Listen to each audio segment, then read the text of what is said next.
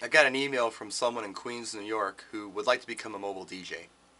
Problem is, the market is completely saturated with mobile DJs. Now, this is a tough situation. And the reason it's a tough situation is, let's say that you lived in the middle of Montana somewhere, and there wasn't a DJ for 200 square miles. You might as well become a DJ. Go buy some gear and go out there and give it your best shot, because there's a simple supply and demand issue that's not being met. There's no one else there to do the job, so you go out there and you do it. And you don't have to be great, you just have to be there. Whereas in a major metropolitan market like New York City, you better be great. So ask yourself the first very important question before you even go any further with this. Do you have what it takes to be great? It's like the Karate Kid, Mr. Miyagi talks about, if you stand on this side road, yes. You stand on this side road, yes. You stand in middle, just like a grape. Same with DJing. Either you're not a DJ at all, or you're a really good DJ.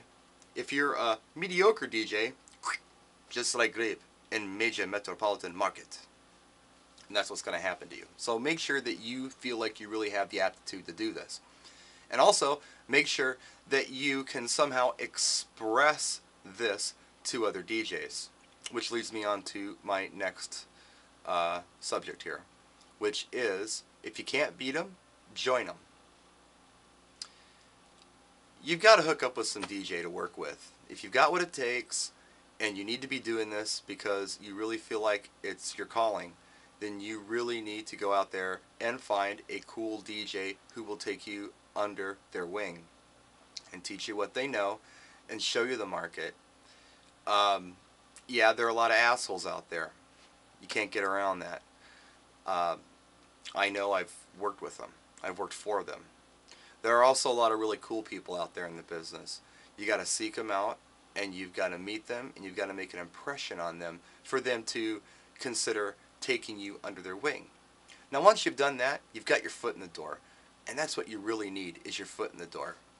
Now, let's say that you become an assistant to someone who is a very good, talented DJ who's doing something very unique. Learn everything you can from this person. Take every opportunity to go out there and try things. Maybe this DJ is going to give you a little spot on the mic. Okay, you've been watching me for 6 months. Are you ready to take the mic?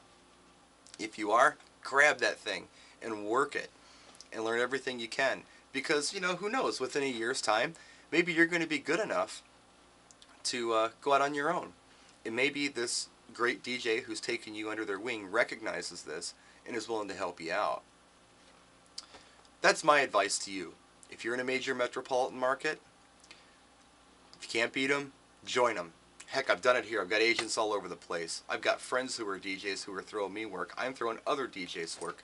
United we stand, divided we fall.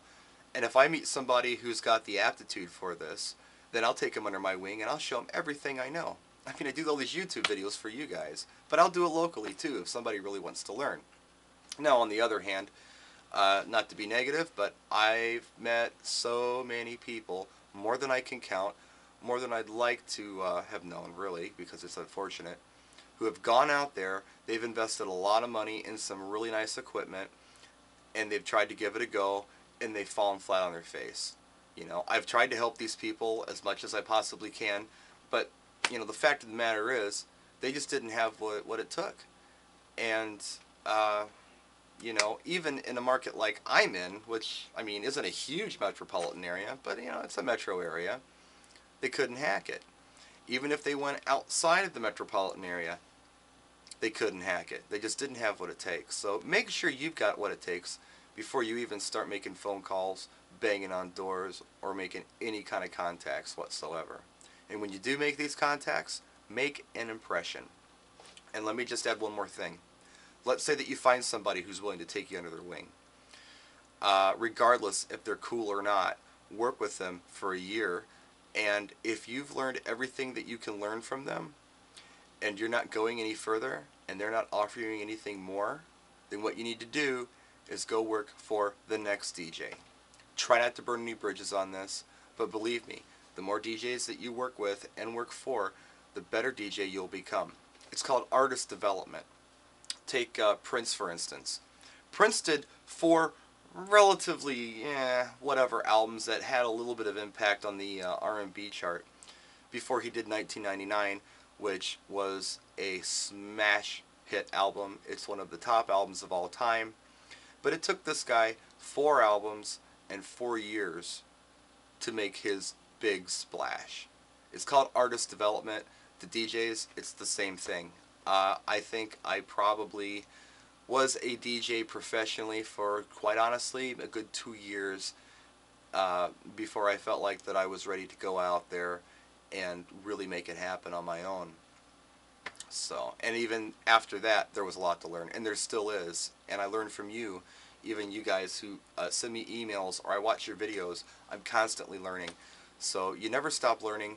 But, you know, it's a general aptitude thing and a drive. If this is really what you want, if you can't beat them, join them. Now, let's say you've got the aptitude and you're actually working in the major metropolitan area you live in.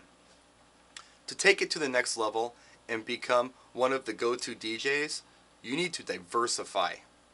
What I mean is, if you play hip-hop, it's time to learn country, and it's time to learn Latino music, and it's time to learn Italo, and it's time to learn oldies, and it's time to learn top 40.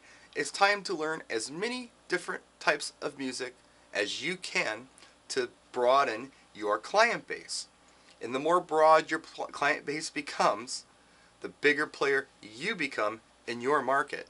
And that's what you really ultimately want. Now, a lot of the older guys have said to me, oh man, I can't hang with this hip-hop stuff, man. I've got moral issues with it, and I just can't play those kind of parties anymore. Shame on you. It's not about you, and it's not your job to be the moral cop for your client.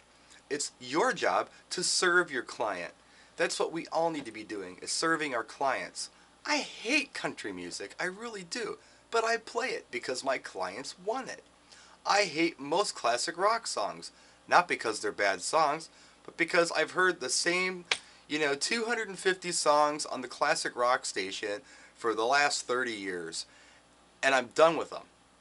But I play it, because that's what my clients want.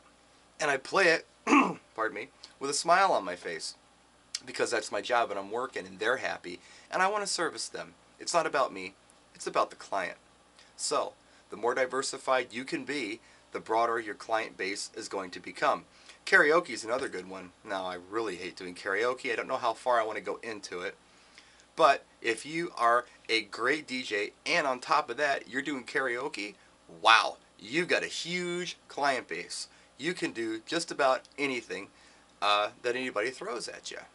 So, anyhow, here's a little video on being a DJ in a major metropolitan area. I'm not sure what we're going to call this video. We've covered a lot here. But I hope it's helped somebody. I hope it's provoked some thought. And if you have any comments, you know where they go. Ratings are good too. Hope they're good ones. Practice and enjoy.